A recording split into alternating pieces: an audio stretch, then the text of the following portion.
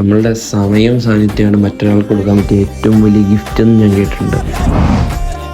രാവിലെ തന്നെ കൊച്ചിയിൽ നിന്ന് കോയമ്പത്തൂരിലേക്കുള്ള ബസ് പിടിച്ച് ഒന്ന് സുഖമായിട്ട് ഉറങ്ങി എണീച്ചപ്പോൾ തന്നെ കോയമ്പത്തൂർ. അവിടെ നിന്ന് നേരെ ഫുഡും കഴിച്ച് അങ്ങോട്ടേക്കുള്ള യാത്ര. അതെ, എൻ്റെ കൂട്ടുകാരിയുടെ വളകാപ്പിലേക്ക്. നമ്മൾ കോമണായി പറയുന്ന ബേബി ഷോ. അവിടെ എത്തിയതും അവൾ എന്നെ കണ്ടുള്ള ചിരി തന്നെ നമ്മളെ ഹാപ്പിയായി. കൂടാതെ അവൻ്റെ എക്സ്പ്രഷൻ.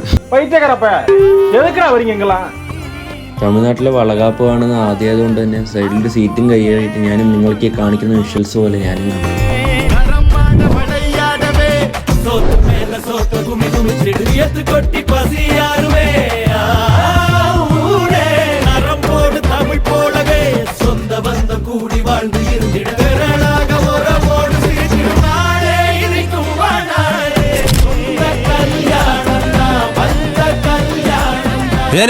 ഞാൻ പോകുന്നു.